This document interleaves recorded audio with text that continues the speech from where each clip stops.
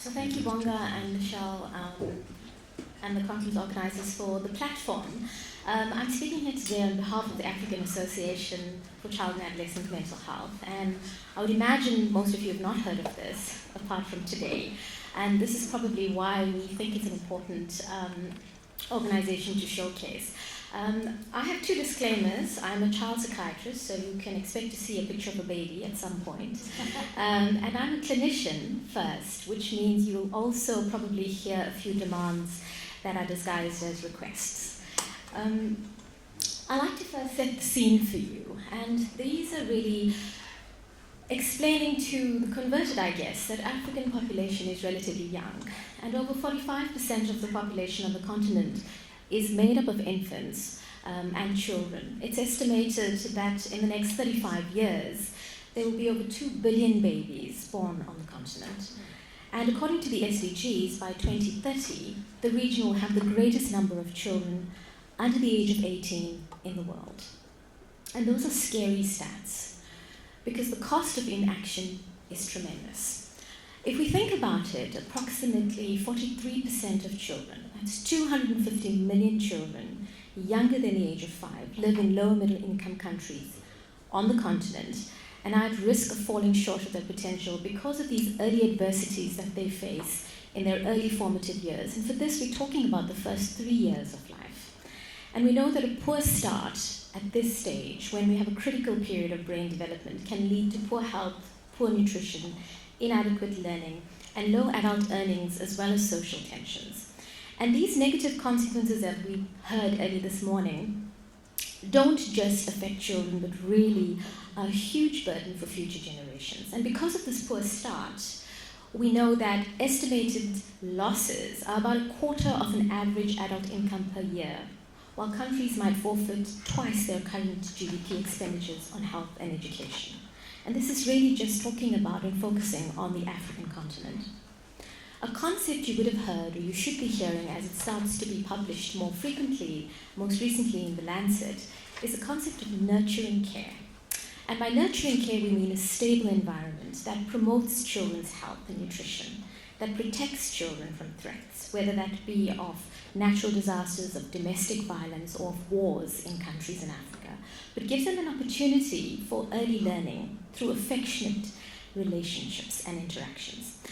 And the most formative experiences that young children get through nurturing care comes from their primary caregivers. And these primary caregivers may not necessarily be biological relatives, but really members of the community, grandparents, neighbors, aunties, older siblings that actually will take on the role of the primary caregiver. But for this nurturing care to be effective, we need them to be mentally well. And unfortunately, we know that maternal mental health disorders are approximately 3 times more prevalent in low middle income countries than in high income countries. And the shocking truth is that less than 10% access care worldwide.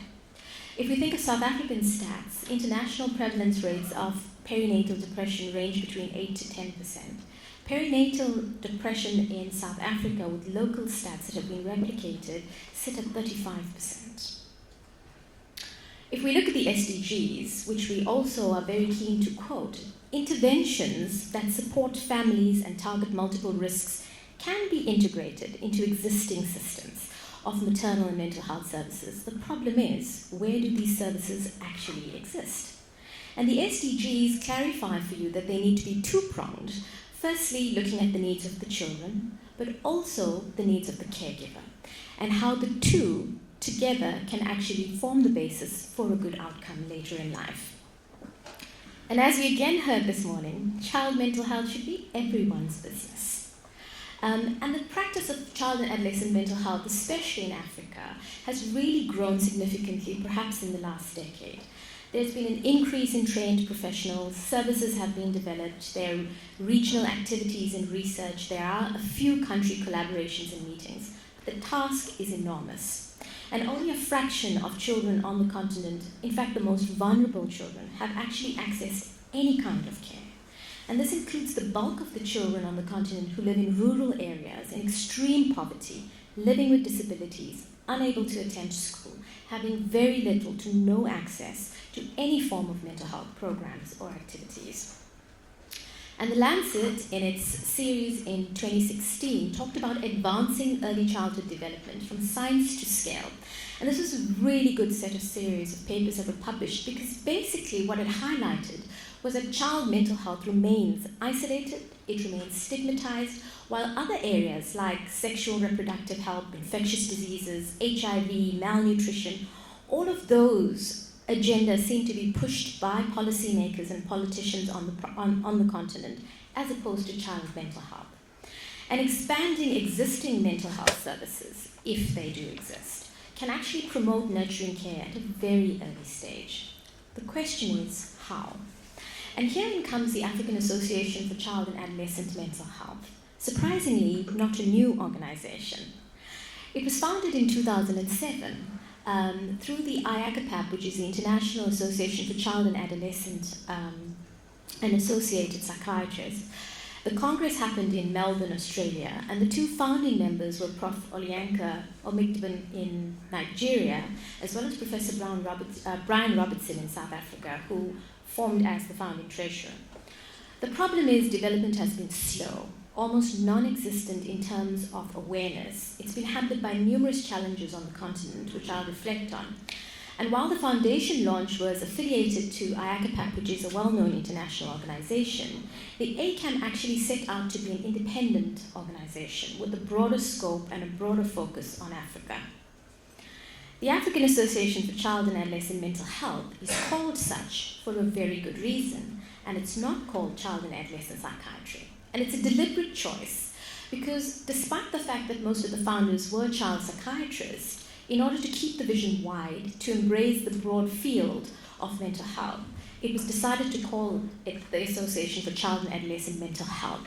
And that really speaks to services on the continent which are largely not delivered by psychiatrists.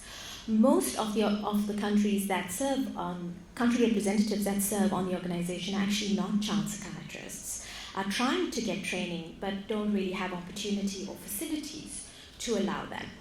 This also was felt to open the door to many more professionals who could contribute, rather than just belonging to this tribe of psychs, as it's called, psychiatrists, psychologists, psychotherapists. But really we have to think about mental health nurses, about primary healthcare practitioners, about family physicians, about allied professionals, which are often neglected but at the core of child and adolescent mental health services, even in South Africa. If you look in your folder, there's a printout of the AACAMH newsletter, which was printed out 2 months ago. And what it attempted to do was to actually reel in all the members of the organization, which unfortunately are not more than 20, will be sad to tell you, and to basically give them the task to try and consolidate what was happening on the continent in each country. You will see, sadly, not very much, with the exception of South Africa and, like we say, the northern African countries. It remains a struggle. A lot of the activities that you will read about are really just individual-driven or institution-driven, which is a huge problem if you're trying to upscale and promote child and adolescent mental health and wellness. Our current president is from Nigeria, Dr. Tulu Bella, and we do have representatives from Ghana, Uganda, Kenya, South Africa, and Egypt. But our feedback from each regional does not remain representative of each region. Again, reflecting the disconnect and the silos in which physicians working in the field of adolescent and child mental health find themselves. So I just want to highlight for you very briefly what on paper the organization stands to serve. And the vision that was originally cast was for every child and adolescent on the continent to enjoy optimal mental health and to provide effective leadership for this promotion of child and adolescent mental health. And this was very clearly stated that this needed to be through collaborative efforts of not just advocacy, but really training, and training that was culturally appropriate and sensitive, to facilitate scientific study and develop services, and to really encourage this development of services that is holistic, but that is evidence-based from Africa, and that is culturally appropriate. It also aimed to establish several sister organizations on the continent so that we could provide support. And the objective, apart from promoting better quality of care for children and adolescents, was really to promote the training of clinicians and of allied health professionals in the field. The problem is there are numerous challenges. The top three we'll highlight will be really about financial, technical, and timing. The AACAMH struggles at the moment to establish its membership due to numerous regulatory restrictions in specific countries. So let me give you an example. We cannot collect membership fees because we cannot open a bank account. We cannot register as an NPO without a bank account. And the difficulty is that when we sit in South Africa, for example, to open up the bank account and to register as an NPO, the AACAMH, it would be possible, except there is a limit on funds that can leave the country.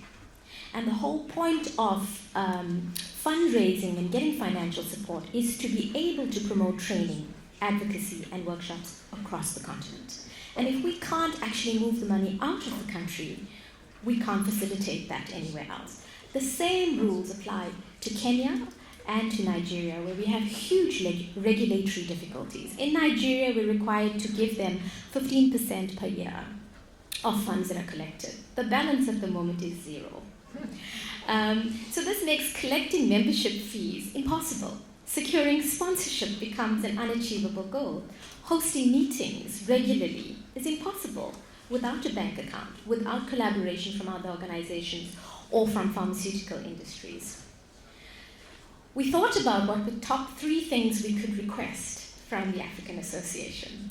And the first thing was the request for mentorship. Now, don't get me wrong, we are inundated on the continent by offers of support and mentorship. And they've largely come from institutions based, as we've heard, in Europe, in the UK, in the USA. Most of the time, the requirement is for clinician to travel to the UK, to Europe, to the US. These are fraught with difficulties. Besides funding, there are visa regulatory difficulties. And then again, we target single people who get their fellowships, who get their training, who stay on in Harvard, at King's College, who stay on at Utrecht, who actually can't come back to the continent because the intensive training that has been received is not really culturally applicable. It really lacks the resources in Africa for them to apply what really has been learned back in the country.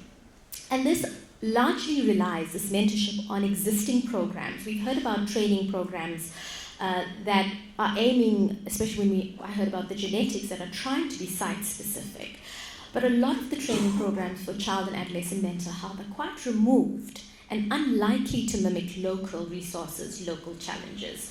We've had a few trainees that have come through South African services for child and adolescent mental health, and we're probably as pretty close to what can be replicated, but still by a far stretch of imagination, in countries which are supposed to be better resourced, like Nigeria.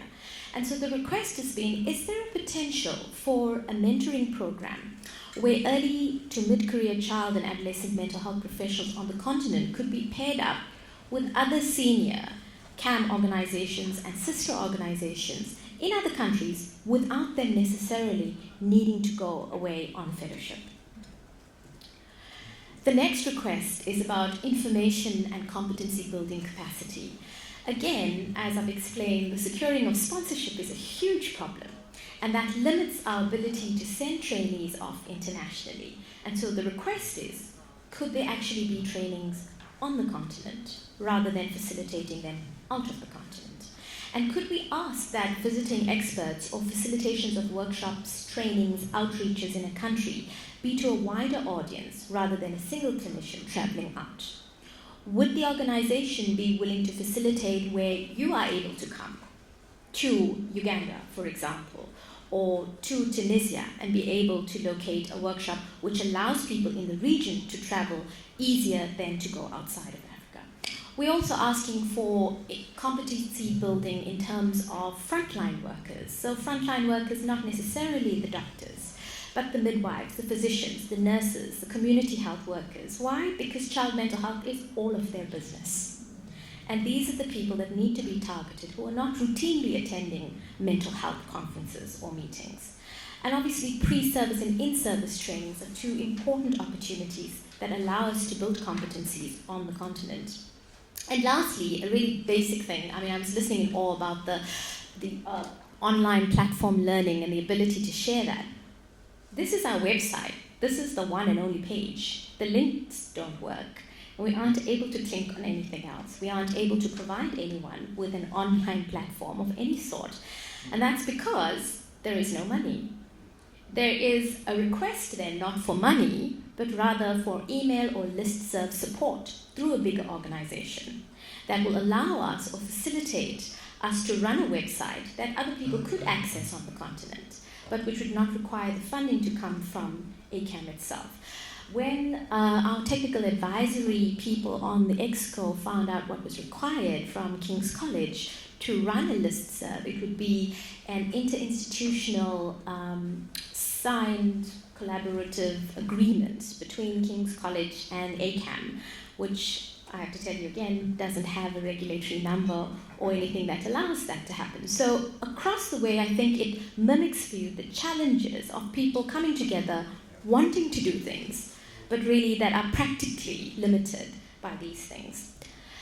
And so my last slide is really just to remind you that the global strategy for women, children, and adolescent health from 2010, actually, going on to 10 years now, is supposedly focused on the thrive, and transform agenda. And as more children and adolescents are surviving major causes of childhood morbidity and mortality on the continent, the time has come now to shift this focus from thriving and surviving into transforming. And the way we can transform is through collaboration and education.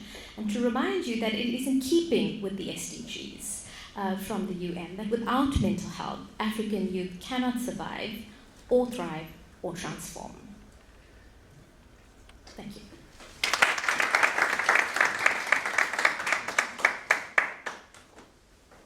Thank you so much, Anusha. Any questions?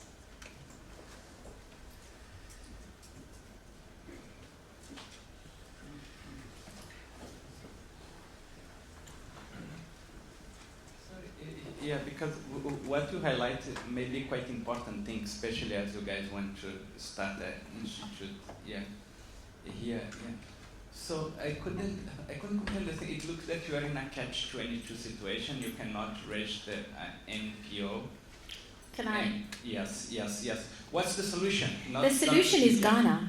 Ghana has no regulations. Okay. And so has no regulations in terms of finances and bank accounts and NPO. So we've had to co-opt someone from Ghana, luckily, and he's going to open up a bank account for us. So you can. Do you have a solution? No, I don't. I'm just quite interested. Yeah, to know, because you probably have to think about that, not only or what your plan for the institute. So we have thought of that, and I think that's why we are linking our institute with universities. And so we're going to go through the University of KwaZulu-Natal and through Boston University. The other thing I wanted to ask Anusha and colleagues is that the other organization one should consider is the African Association of Psychiatrists as an organization, because, as we know, most adult psychiatrists in Africa see kids, and majority because there's not enough child psychiatrists. So perhaps if you put pressure on the secretaries that are in this room of this organization, that is the sleeping giant, to get the act together, that you could certainly partner with them. And they have a bank account apparently in Kenya somewhere. We have not seen the money, but it's somewhere in Nairobi, and it could also be a possibility. Something with origins,